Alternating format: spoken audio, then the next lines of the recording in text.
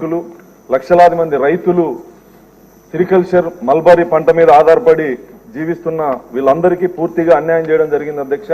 గతంలో 19 ఎన్నికల సమయంలో ప్రతిపక్ష నేతగా జగన్మోహన్ రెడ్డి గారు హిందూపూర్కి పర్యటనకు వచ్చి అక్కడ సిరికల్చర్ రైతులకి, మల్బార్ రైతులకి హామీ ఇవ్వడం జరిగింది. బకాయిల్ని రద్దు చేసి ప్రోత్సాహకాలు అందిస్తానని హామీ ఇవ్వడం జరిగింది. ప్రోత్సాహకాలు ఇవ్వకపోగా బకాయిల్ని కూడా తీర్చలేనటువంటి దౌర్భాగ్య పరిస్థితిలో ఈ పరిశ్రమని నిర్లక్ష్యం చేయడం జరిగింది అధ్యక్ష. దాదాపు 1,50,000 ఎకరాల్లో మల్బరీ రైతులు సాగు చేసుకుంటున్నారు అధ్యక్ష. అందులో నా మడకశిర నియోజకవర్గంలో దాదాపు 20,000 ఎకరాల్లో ఈ సాగు ఉంది. ఆ రైతులకి గతంలో తెలుగుదేశం ప్రభుత్వం గౌరవ ముఖ్యమంత్రి చంద్రబాబు నాయుడు గారు ముఖ్యమంత్రిగా ఉన్నప్పుడు ఇచ్చినటువంటి ప్రోత్సాహకాలు 19 నుంచి 24 వరకు పూర్తిగా రద్దు చేయడం జరిగింది అధ్యక్ష.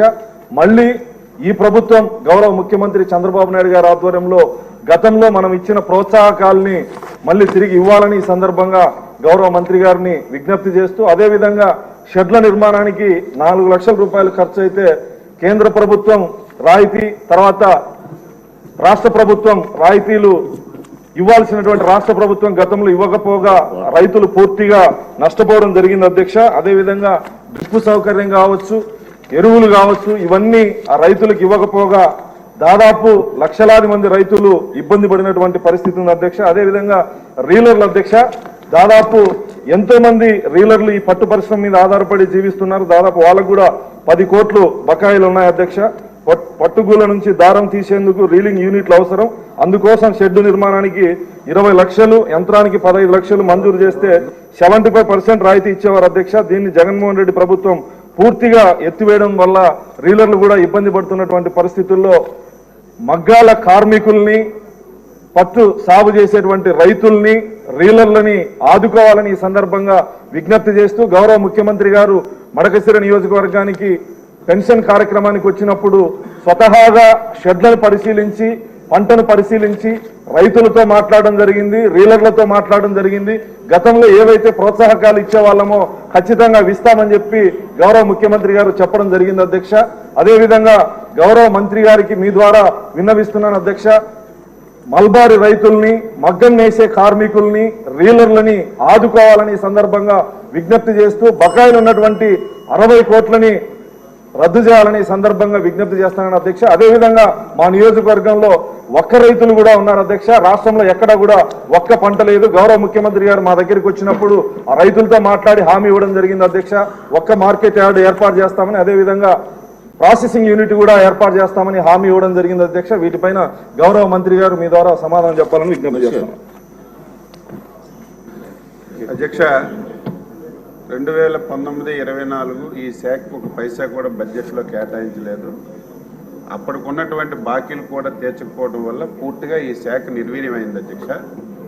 మొన్న మేము వచ్చిన తర్వాత బాకీలు నెరవేర్చడానికి, అదేవిధంగా ఏదైతే 2014-19 ఈ రైతులను ప్రోత్సహించడానికి ఎరువులు ఇవ్వడం కానీ, క్రిమిసంహారక మందులు ఇవ్వడం కానీ, ట్రైనింగ్ క్యాంప్స్ పెట్టడం కానీ, దీని విస్తీర్ణం పెంచడం కానీ.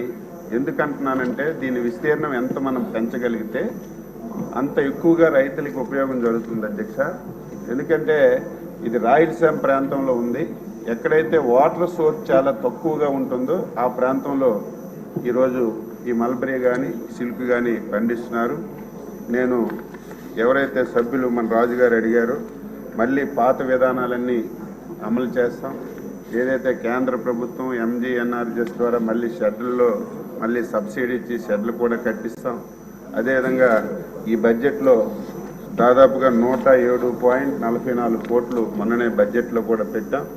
తప్పనిసరిగా మళ్ళీ మల్బరీ సాగుని ప్రోత్సహిస్తాం. ఏదైతే 2014-19 ఉన్నటువంటి స్కీమ్స్ అన్నీ కూడా రివైవ్ చేసి వాళ్ళకు ఆదుకుంటామని చెప్పి తెలియజేస్తున్నాను. రెండవది, అక్కడ ఒక్కలు ఎక్కువ పండిస్తున్నారు. మన ఎమ్మెల్యే గారు అడిగారు, ఒక్కల గురించి సపరేట్గా ఒక మార్కెట్ పెట్టాలని చెప్పి 2018లోనే తెలుగుదేశం ప్రభుత్వం చంద్రబాబు గారి నాయకత్వంలో ఒక జీవో ఇచ్చారు అధ్యక్ష ఒక్క మార్కెట్ గురించి. తర్వాత ప్రభుత్వం మారింది, ఆ జీవో అమలు జరగలేదు. ఈ మధ్యకాలంలోనే ముఖ్యమంత్రి గారు ఆ ప్రాంతానికి వెళ్ళి మళ్ళీ ఇక్కడ ఒక్కల మార్కెట్ తప్పనిసరిగా స్థాపిస్తామని చెప్పి అక్కడ అనౌన్స్ చేశారు. అది ఫైల్ ప్రాసెస్లో ఉంది. వీలైనంత తొందరగా మళ్ళీ అక్కడ ఒక్కల్ మార్కెట్ కూడా పిచ్చి ఆ ప్రాంతంలో ఉన్నటువంటి ఆ రైతులకు కూడా న్యాయం చేయడానికి అన్ని విధాల కృషి చేస్తామని చెప్పి మీ ద్వారా గౌరవ సభ్యులకి ఆ ప్రాంతంలో ఉన్నటువంటి రైతులందరికీ తెలియజేస్తాం.